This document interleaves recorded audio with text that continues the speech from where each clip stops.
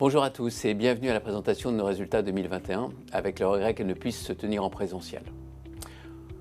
Pour cette présentation, je suis accompagné d'Arline Gojal. Bonjour. Et de Karine Dachary. Bonjour. Arline vous décrira notre activité au cours de cette année et Karine vous livrera nos résultats consolidés. Je vous exposerai ensuite notre ambition pour les 5 années à venir. Commençons donc par découvrir les points clés de notre activité immobilière en 2021.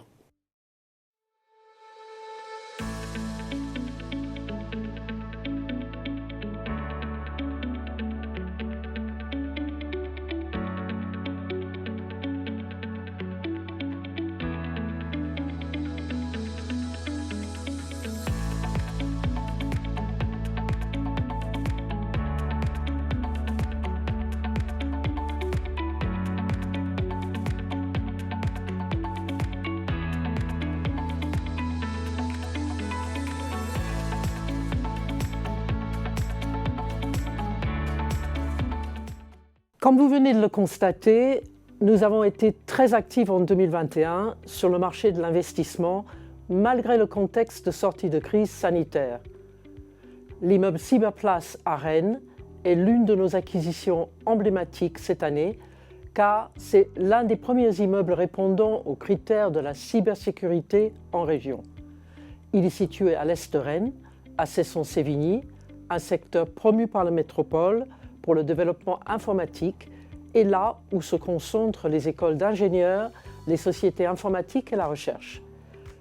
Desservi par la ligne de métro menant directement à la gare TGV de Rennes, qui est aujourd'hui à 1h20 de Paris, cet immeuble est construit par la société NGE et sera livré fin 2023. Compte tenu de ses prestations particulièrement recherchées, il est d'ores et déjà commercialisé à hauteur de 63%. Je vous laisse maintenant prendre connaissance par l'image des 6 autres acquisitions de l'année 2021.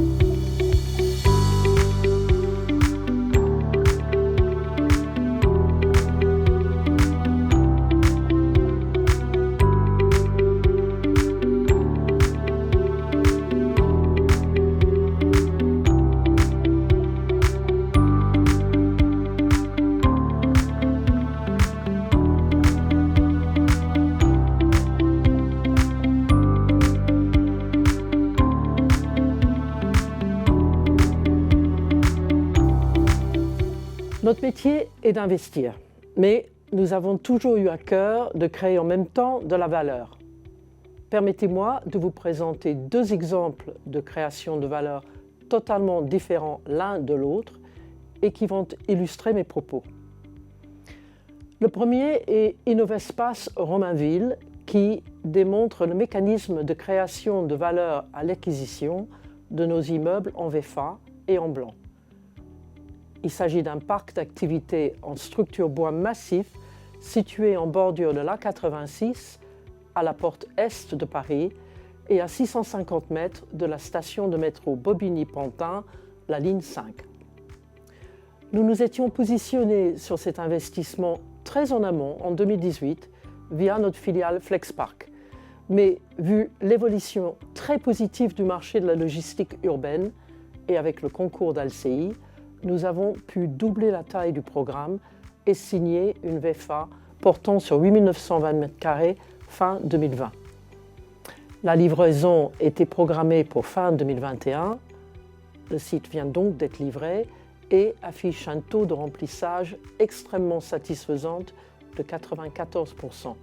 Preuve que nous avons bien ciblé la demande du marché et à des loyers supérieurs à ceux initialement prévus. Résultat des courses, la création de valeur constatée en décembre 2021 lors de la première expertise du bien est très significative, plus 11 millions d'euros. La deuxième prise de valeur remarquable a été enregistrée sur l'immeuble Le Mistral à Montpellier. C'est un exemple de création de valeur par gestion active du portefeuille. Le Mistral est un immeuble atypique dans notre patrimoine, composé principalement d'immeubles neufs ou récents. Il s'agit d'un immeuble datant des années 50 qui avait ensuite été rénové par les propriétaires précédents et loué en totalité à EDF. Il est situé en plein centre de la ville, près de la place de la Comédie. Au départ d'EDF, fin 2020, nous avons décidé de le rénover lourdement et de lui donner des prestations répondant aux besoins des utilisateurs actuels. L'immeuble sera livré en avril 2022, mais d'ores et déjà, un bail de longue durée a été signé pour la totalité de l'immeuble avec une grande entreprise française. La création de valeur qui en résulte, nette des travaux, est de 4,4 millions d'euros. Je vous propose maintenant de découvrir concrètement la traduction de ces opérations immobilières dans nos comptes consolidés et je laisse la parole à Karine qui va vous les expliquer. 2021 est une nouvelle année record pour INEA qui affiche un résultat net consolidé de 54 millions d'euros, en hausse de 40% sur 12 mois. L'exercice est marqué par une forte croissance opérationnelle, avec un chiffre d'affaires et un résultat net récurrent EPRA en hausse respective de 11 et 9%. Cette croissance opérationnelle est combinée à une très forte revalorisation du patrimoine, plus 31 millions d'euros. C'est quasiment le double de celle constatée en 2020. Cette performance s'explique par une prise de valeur du patrimoine à périmètre constant et par la création de valeur liée à la commercialisation des VFA acquises en blanc. Les résultats dégagés en 2021 démontrent cette année encore la pertinence de la stratégie d'investissement d'INEA. L'actif net réévalué EPRA NRV profite de ces très bons résultats et s'affiche en hausse de 8% à 58,5 € par action. Le titre, lui, a gagné plus de 17% sur l'année, clôturant à 45,8 €. Dividende réinvesti, il a largement superformé les indices EPRA Europe et SIC France avec une hausse de 25%. La décote du cours de bourse par rapport à la NRNRV est de 22%. Le total bilan de la foncière s'approche désormais du milliard d'euros, à 933 millions d'euros exactement. La structure bilancielle reste saine avec un LTV à 47%, toujours inférieur à la guidance fixée, et un ratio de couverture des intérêts de la dette supérieur à 5%. La part de dette green à impact est passée de 50 à 60% sur l'année, en partie grâce à la signature d'un nouveau green loan de 100 millions d'euros. La performance réalisée en 2021 a permis à INEA d'atteindre tous les objectifs de son plan quinquennal annoncé début 2017. La valeur du patrimoine atteint 1,1 milliard d'euros, au-dessus de l'objectif du milliard. Le résultat net récurrent a augmenté de 15% en moyenne sur cette période.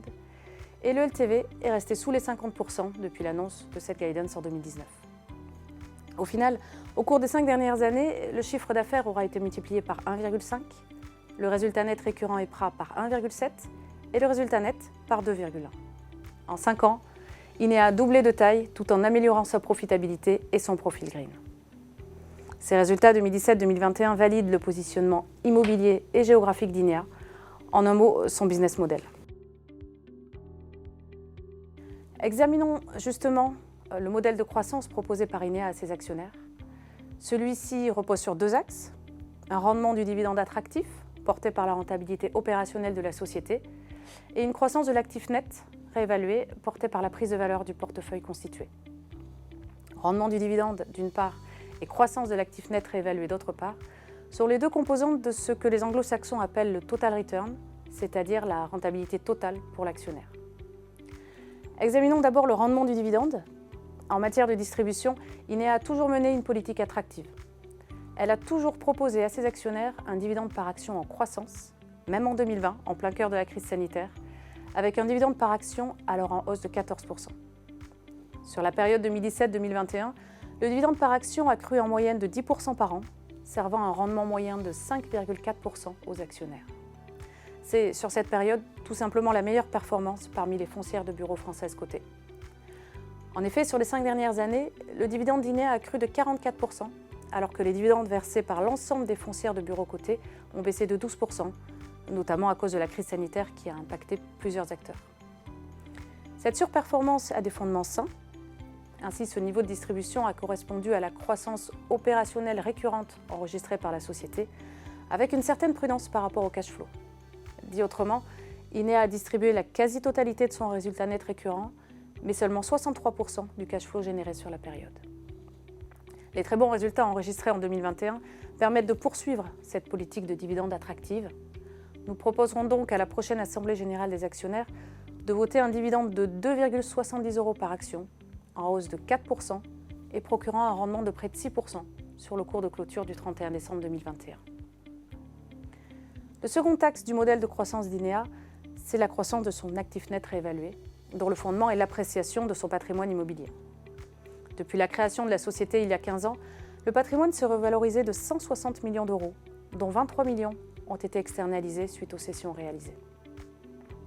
La prise de valeur du patrimoine d'INEA résulte de 3 leviers: la concrétisation lors de la commercialisation des VFA requises en blanc de la prime de risque que l'on assume à l'acquisition, la compression des taux de capitalisation à l'œuvre dans les régions, qui s'est d'ailleurs accentuée avec la crise sanitaire, et plus occasionnellement, la rénovation de nos immeubles les plus anciens lors de leur seconde vie locative.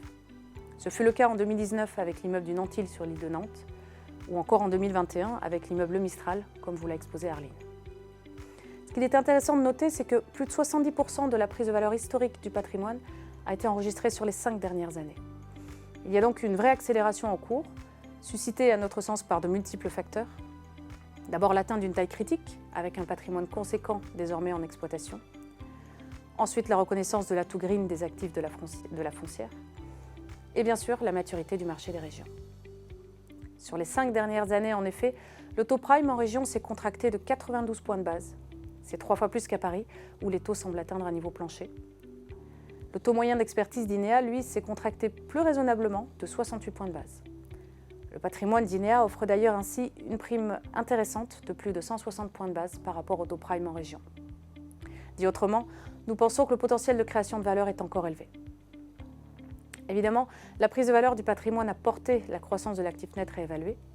Ainsi, sur les 5 dernières années, et malgré une augmentation de capital conséquente en 2019, l'ANR NTA par action a progressé de 18%, soit en moyenne de 4,5% par an. Au final, si l'on considère le rendement du dividende et la croissance de l'actif net réévalué, le total return pour l'actionnaire aura été de 10% par an en moyenne sur la période 2017-2021. Le doublement de la taille de la société sur cette période ne s'est donc pas fait au détriment de la rentabilité. L'exercice 2021 clôt ainsi une belle période pour les actionnaires d'INEA. À l'aune de ces résultats, prenons un peu de recul. Quels sont les avantages compétitifs, si j'ose dire, d'INEA? Ses atouts? Se développer certes, mais comment? Comment s'articule notre ambition? Aujourd'hui, INEA dispose de 3 avantages compétitifs clés. Sur le plan stratégique, INEA est pleinement en phase avec les évolutions sociétales actuelles. Le développement du TGV en France en constitue sans doute l'une des illustrations les plus marquantes. En 40 ans, le TGV a redessiné la France. Par son positionnement, INEA est active sur des marchés sains, en plein développement, les bureaux neufs en région. En 2021, sur le marché des bureaux en région, le volume d'investissement a cru de 23% à 3,2 milliards d'euros. La demande placée de 40% à 1,8 million de mètres carrés. Il existe un déficit d'offres neuves. Enfin, sur le plan environnemental, INEA a 10 ans d'avance. INEA est l'un des leaders du green building. 72% du patrimoine d'INEA est RT 2012 ou équivalent. 90% bénéficient de certifications de haut niveau, à minima very good à 90%. Avec 98 kWh en énergie finale par mètre carré par an, la consommation énergétique des immeubles de bureaux d'INEA est 40% inférieure à la moyenne nationale. Au final, ces immeubles de bureaux respectent à 90% déjà le seuil 2030 du décret éco-énergie tertiaire. INEA peut de surcroît s'appuyer sur ces 3 points forts: sa connaissance des marchés, sa capacité de sourcing, son expertise en matière de commercialisation. INEA est en capacité d'accélérer son développement. Dès lors, comment s'articule cette ambition? En fait, simplement, selon 3 axes. 1. Renforcer sa présence sur son principal marché, à savoir celui des bureaux neufs dans les 10 principales métropoles régionales. 2. Développer sa filiale FlexPark en région pour profiter de l'attractivité de la logistique urbaine. 3. Enfin, faire en sorte de maximiser la prise de valeur attendue du patrimoine. Maximiser la prise de valeur attendue signifie simplement constater d'abord qu'il existe un gap de l'ordre de 160 points de base entre le taux retenu par les experts pour valoriser le patrimoine d'INEA à fin 2021 et le taux médian prime des bureaux en région. Qu'une réduction de 25 à 50% de ce gap représenterait une prise de valeur substantielle. En outre, il conviendra d'ajouter la création de valeur attendue d'un pipeline de 200 millions d'euros. La création de valeur potentielle est donc significative. Atout, ambition, le monde futur sera mouvant et INEA devra s'adapter. Or, c'est précisément l'une de ses qualités.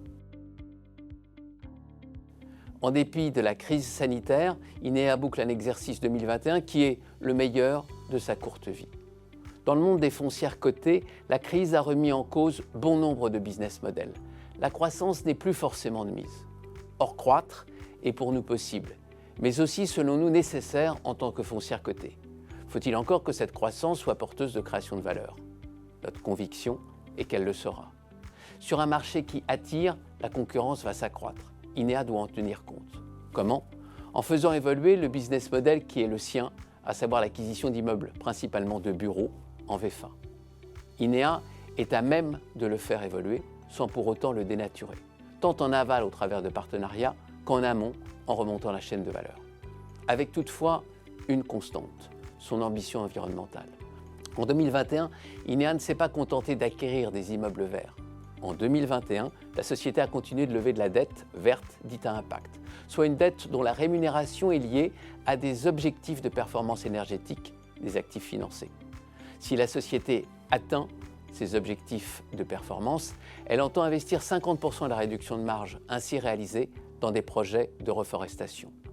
Il est ici important de souligner qu'en atteignant une consommation énergétique de 98 kWh en énergie finale par mètre carré par an, la société n'a pas aujourd'hui recours à la compensation par facilité, mais bien parce que le niveau atteint est en soi déjà très performant.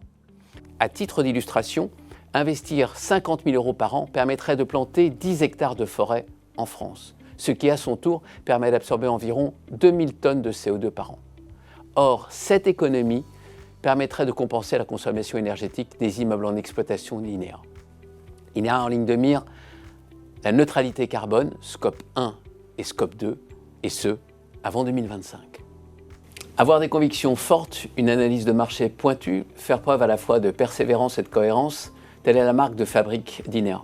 Avec l'appui précieux de nos actionnaires, partenaires promoteurs, banquiers et de nos conseils, nous comptons bien poursuivre sur ces bases. Arline, Karine, je vous remercie. Je vous en prie. Merci. À très bientôt. Au revoir. Au revoir. Au revoir.